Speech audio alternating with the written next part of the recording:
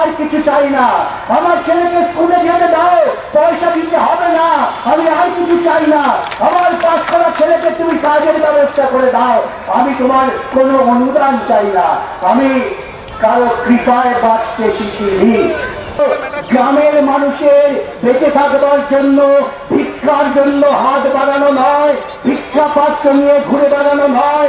আমার অধিকার আমি ফসল ফলাই, আমার অধিকার আমি আমার কৃষি শিল্প করি, আমার অধিকার আমি তাঁত শিল্প করি, আমার জন্য আমি বাঁচব। আমরা সমাজের সেই স্তরের মানুষ যারা একেবারে মাটির কাছাকাছি আছে। মাটির সঙ্গে আমাদের সম্পর্ক না থাকলে আমরাও বাঁচি না, মাটিও উর্বরা হয় না। মাটি থেকে যে সম্পদ, যে ফসল তৈরি করা হয়, সে ফসলটা আমরা শ্রম দিয়ে তৈরি করি, আর ভোগ করছে অন্য লোকেরা।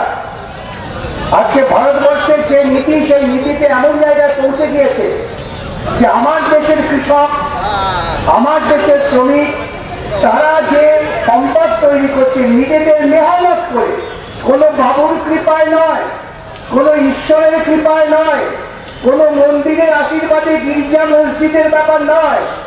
আমি আমার ঘাম ঝরাই মাটিতে, সেই মাটি থেকে আমি ফসল তৈরি করি, আমি ঘাম ঝরাই, আমি মাটিকে মূর্তির রূপ দিই, আমি ঘাম ঝরাই, আমি সম্পদ তৈরি করি। আজকে আমি সবচেয়ে বেশি বঞ্চিত।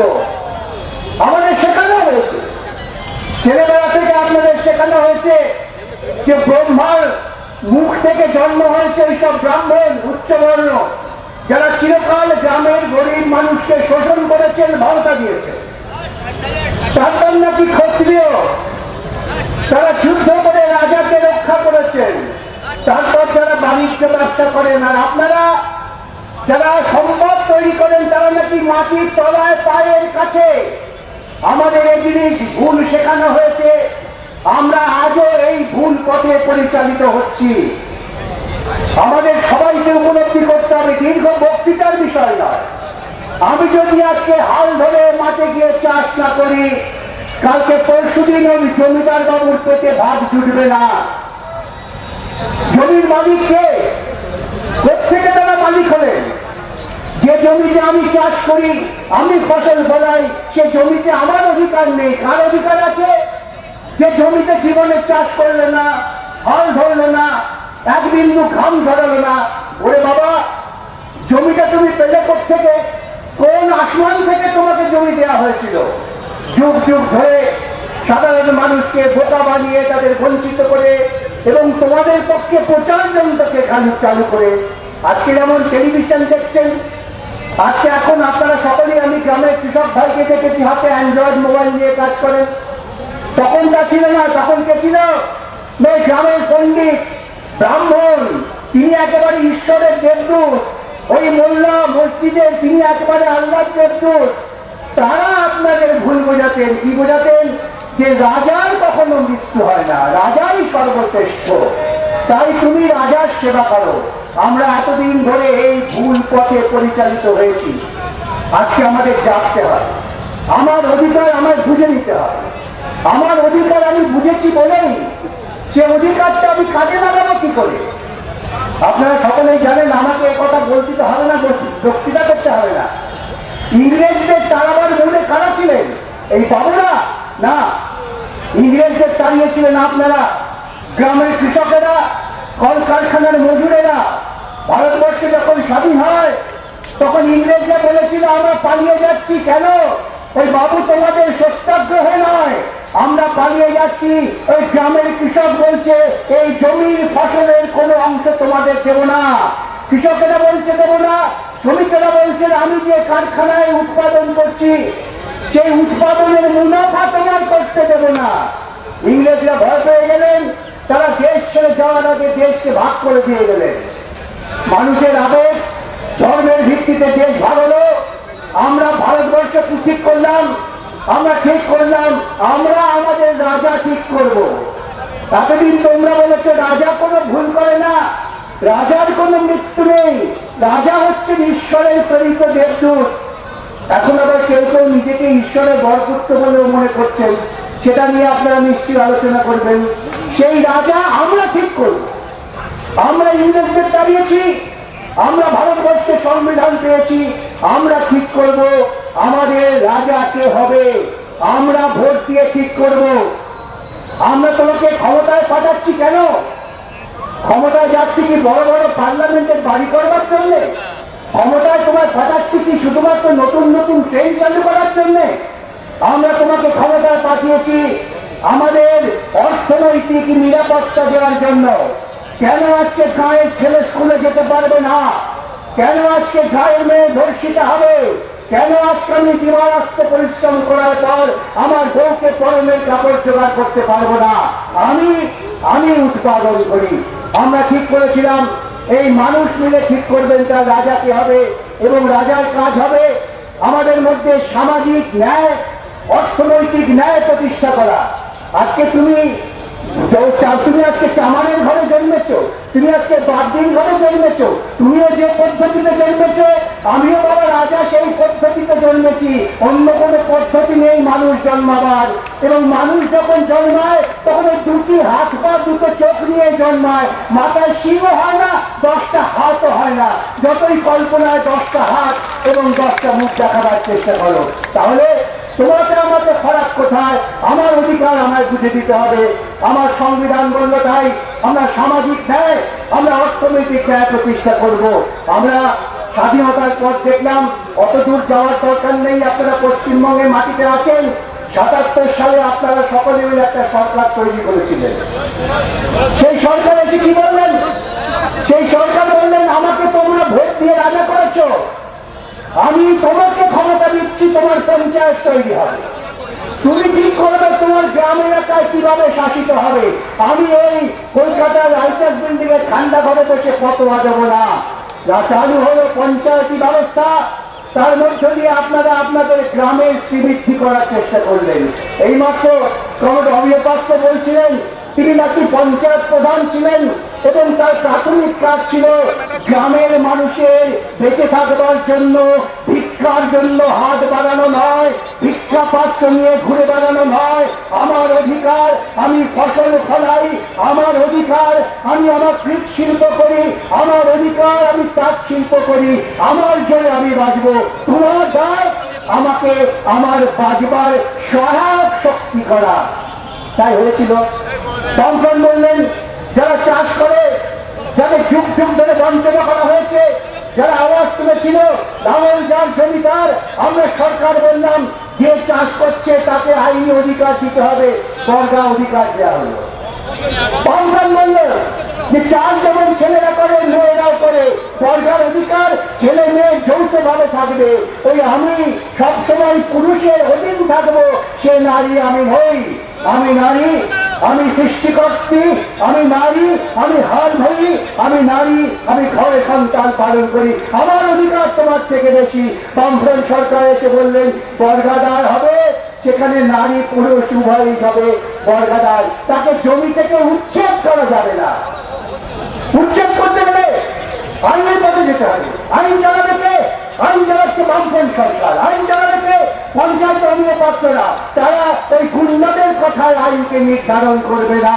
বলা হলো গ্রামে জমির বিবাদ মেটাবার জন্য পুলিশ প্রশাসনকে পরে, আগে পঞ্চায়েত তারা ঠিক করবেন। এতে গ্রামে যারা যোদ্ধা জমিদার, যারা ধান্দাবাজ, তারা দেখলেন এই সরকারকে টিকিয়ে রাখা যাবে না, এই সরকারকে পাল্টে দাও। বামফ্রন্ট সরকার বললেন আরে ক্ষেত মজুরের ছেলে সে কেন স্কুলে যাবে না? ক্ষেত মজুরের ছেলেকে ছেলেবেলা থেকে ওই রাখাল বালক সাজিয়ে রাখাল বালক ভেনু বাজাচ্ছেন, এইসব কল্পনার মধ্যে লাভ নেই। আমার ছেলে সে রাখাল বালক হবে না, সেও বিদ্যালয়ে যাবে, সেও স্কুলে যাবে, সে পড়বে, ভূগোল ইতিহাস বিজ্ঞান জানবে, সে ইসরো থেকে চাঁদে যাবে, প্রমাণ করে দেবে যে বিজ্ঞানের কাছে অজেয় কিছু নেই। এই শুরু হলো পশ্চিমবঙ্গে বিনা পয়সায় লেখাপড়া শেখানো। শুরু হলো পশ্চিমবঙ্গের বুকে লেখাপড়া হওয়া ছেলেরা, তারা এদিক ওদিকে কেরানিগিরি কেন করবে? এসো শিক্ষক হও, তোমার ঘরের ছেলে মেয়েদের লেখাপড়া শেখাও। ভালো ভালো ছেলেরা তারা পাশ করে পরীক্ষায় মাস্টারমশাই হলেন, বেতন দেবে কে? বেতন কি গ্রামের ওই মনসির পদটা সে দেবে না? বেতন দেবে সরকার। এই সরকার সেই ব্যবস্থা চালু করেছিল।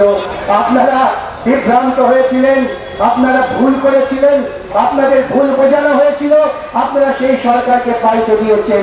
আজকে সেই সরকার আপনাকে ভিক্ষান্ন নিয়ে ঘুরে বেড়ার জন্য উৎসাহিত করছে। তারা বলছেন আমরা গ্রামের মানুষকে এত টাকা দিয়ে লক্ষ্মীশ্রী, লক্ষ্মী ভান্ডার, রূপশ্রী, যুবশ্রী, কন্যাশ্রী, কত শ্রী। আমার বক্তব্য বাবা, আমাদের যথেষ্ট শ্রী আছে, আমার যথেষ্ট কাজ করবার ক্ষমতা আছে। আমাকে কাজ, আমার ফসল, সেই ফসলের দাম দাও, আমি আর কিছু চাই না। আমার ছেলেকে স্কুলে যেতে দাও, পয়সা দিতে হবে না, আমি আর কিছু চাই না। আমার পাশ করা ছেলেকে তুমি কাজের ব্যবস্থা করে দাও, আমি তোমার কোনো অনুদান চাই না। আমি কারো কৃপায় বাঁচতে শিখিনি, আমি শিখেছি আমার শ্রমের উপর বাঁচতে। এইরকম জায়গায় দাঁড়িয়ে একটা সরকার যখন কেন্দ্রে হলো, যে সরকারের বামপন্থীরা খানিকটা হলেও শক্তিশালী ছিলেন, প্রায় 60 জনের মতো এমপি ছিল, আজকে দেখবেন আপনার বিরুদ্ধে প্রতিক্রিয়া শিবির বলে কথায় কথায় তোমরা শূন্য। হ্যাঁ, বামেরা শূন্য, লাভ কার হলো? বামেরা যখন 60 ছিল তখন 100 দিনের কাজ চালু হয়েছিল। বামেরা যখন 60 ছিল তখন খাদ্য নিরাপত্তা আইন চালু হয়েছিল। কোন মানুষকে খাদ্য অবদান করতে দেওয়া যাবে না। আমার গ্রামের শ্রমিকরা কাজ করতে পারবেন, আমার গ্রামের ক্ষেত মজুর সে কাজ করতে পারবে। তাকে কাজের জন্য মিজোরাম, তাকে কাজের জন্য চেন্নাই, তাকে কাজের জন্য হায়দ্রাবাদে যেতে হবে না, এবং মাঝে মাঝেই তাদের মৃতদেহের কপি ফিরে আসবে না। আমার ঘরের ছেলে আমার সম্পদ তৈরি করবে। তাই 100 দিনের কাজ চালু হয়েছে। 100 দিনের কাজে কি বলা হয়েছিল? যে এটা বাধ্যতামূলক, সরকারকে, পঞ্চায়েতকে ব্যবস্থা করতে হবে। আমার কর্মক্ষম ছেলে আছে, তার নাম তৈরি করে তাকে কাজ দাও। আমরা দাবি করেছিলাম 100 দিনে হবে না, 200 দিন চাই। আমি 100 দিন কাজ করার পর কেন বসে থাকবো? কেন 200 দিন হবে না? তোমায় তো আমি ভোট দিয়েছি অর্থনৈতিক ন্যায়, সামাজিক ন্যায় প্রতিষ্ঠার জন্য। তৃণমূল ক্ষমতা এলেন, কেন্দ্রে বিজেপি ক্ষমতা এলো, দুই একে অপরের শরীর। এ ওর মুখ দেখে হাসে, ওর চাউনি দেখে হাসে, তারা এসে 100 দিনের ক্লাস প্রায় বন্ধ হয়ে গেল। এ বলছে টাকা দাও, ও বলছে টাকা দেবো কেন, টাকার হিসেব কোথায়? মামলা করতে হবে। কলকাতা হাইকোর্টে মামলা চলছে। সেখানে রাজ্য সরকার বলছে যে আমরা ওদের কাছে হিসেব পাঠিয়েছি, কেন্দ্র বলছে হিসেবের কোনো মাথা মুন্ডু নেই, তোমরা চুরি করেছো। এমন একটা রাজ্য সরকারকে আপনারা ভোট দিয়েছেন। আমাদের লজ্জা লাগে বলতে যে সেই সরকারের বিরুদ্ধে মোদির মতো একটা দুর্নীতিবাদ সরকার, তারা আঙুল তুলে বলতে পারেন যে তুমি টাকার হিসেব দিচ্ছ না। কে কত বড় দুর্নীতিবাদ তার প্রতিযোগিতা চলছে। আমরা বলছি তোমাদের লড়াই তোমরা বুঝে নাও, আমার হকের টাকা আমাকে দাও, আমার হকের অধিকার কাজ, কাজের গ্যারান্টি সৃষ্টি করো। আদালতে মামলা চলছে, সে মামলায় আমি নিশ্চিতভাবে বলতে পারি যে মানুষেরা কাজ করেছেন তাদের প্রাপ্য টাকা আমরা আদায় করে ছাড়বো। শুধু বক্তৃতা এবং আমি বলবো যে দিল্লি নিয়ে যাবো, এই নাটকের নয়। তার শুরু হলো আজ। আপনারা রাজপথে এসেছেন, যে কথা বললেন কমরেড অমিয় পাত্র, সেই কথার প্রতিধ্বনি করে বলছি, আমার এই লাখো ক্ষেত মজুর আগামী দিনে মার্চ করতে করতে সমস্ত পুলিশি বাড়িকে উপেক্ষা করে 14 তলায় উঠে গিয়ে দখল নেবে, বলবে আমার এই অধিকার, এই অধিকার আমি প্রতিষ্ঠা করতে এসেছি, আমি ভিক্ষা করতে আসিনি। আমরা কেউ ভিক্ষার বৃত্তি পছন্দ করি না, অনুকম্পা পছন্দ করি না। কেউ কেউ বলবেন আপনি ভিক্ষা বললেন তো অনুকম্পায়।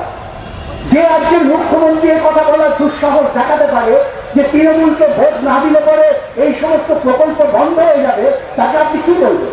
তিনি আমাদের অনুকম্পা করছে। আমাদের টাকা, আপনার আমার টাকা, আপনি চাষ করেছেন সেই টাকা, সেই টাকা তারা আমাদের দিচ্ছেন, এবং তারা আমাদের সম্পদ তৈরি করতে পারছেন না, ধার করে টাকা দিচ্ছেন। আমি গ্রামের মায়েদের বলবো, গ্রামের বোনেদের বলবো, আমার গ্রামের কৃষক ভাই বোনেদের বলবো, আজকে জানলেন যে টাকা ওরা প্রলোভন দেখাচ্ছে, আপনার পেছনে ধার করা টাকা লিখে দেওয়া হচ্ছে, এত টাকা ধার তোমাকেই শোধ করতে হবে, তুমি মরে গেলে তোমার ছেলে মেয়ে, তোমার নাতি নাতিকে শোধ করতে হবে। কেন আমরা ধারের টাকায় অন্যের উপর নির্ভর করব? কেন আমার পরিশ্রমের ফসল আমি পাবো না? এই সমস্ত আপনাদের বিবেচনা করতে হবে। আমি দীর্ঘ বক্তৃতা করব না, আমি শুধু আপনাদের কাছে আবেদন করব, লড়াই যখন শুরু হয়েছে এই লড়াই থামবে না, এই লড়াই থামতে দেবেন না। কোন রকম প্রচার, বিভ্রান্তি, গল্প, কাহিনী, মিথ্যা অনর্গল ছড়ানো হচ্ছে এবং আপনার আমার দুর্বলতার সুযোগ নিয়ে লক্ষিন্দরের ঘরে যেমন ঢুকে গিয়েছিল কালসাপ, সেইভাবে কালসাপ ঢুকে যাচ্ছে আমাদের ঘরে ঘরে আমাদের সর্বনাশ করার জন্য। আসুন আমরা সজাগ থাকি, হাতে লাঠি নিয়ে আমরা বসে থাকি। আমার যে অধিকার, আমি ভোট দিয়ে এই সরকারকে পাল্টাতে চাই, আমি কোনো রক্তাক্ত সংঘর্ষের মধ্যে যেতে চাই না। এটা আমার সংবিধানের অধিকার দিয়েছে এবং সেজন্যই ওরা আপনাকে ভোট দিতে দেয় না। আপনার ভোটের অধিকারটা কেড়ে নেয়, বাড়ি গিয়ে আপনার ঘরের কোলের সন্তানকে ছিনিয়ে নিয়ে বলে তুমি তৃণমূলে চলে এসো। আমার বাংলার মায়েরা, আমার বাংলার মহিলা কতদিন এই অত্যাচার সহ্য করবেন? ভুলে যাবেন না। আমার বাংলার যেমন তরুণেরা অকাতরে ফাঁসি কাটতে প্রাণ দিয়েছে আস্তে আস্তে ইংরেজের বিরুদ্ধে, আমার বোনেরাও কম যায়নি। মাতঙ্গনি হাজরা ব্রিটিশ পুলিশের গুলির সামনে দাঁড়িয়ে মাথা উঁচু করে খাটে ঠান্ডা নিয়ে এগিয়ে গিয়ে বলেছিল যে ভারতবর্ষকে স্বাধীন করতে হবে। তৃতীয়তা বর্ষদার ক্ষমতা কল্পনা দত্ত, তারা কেউ কখনো ইংরেজের চোখ শাসনকে ভয় পায়নি। তারা এগিয়ে গেছেন দেশকে মুক্ত করার জন্য। আপনারা এগিয়ে আসুন আমাদের মুক্ত করার জন্য, আমার পূর্ণ স্বাধীনতার পরিবেশ তৈরি করার জন্য।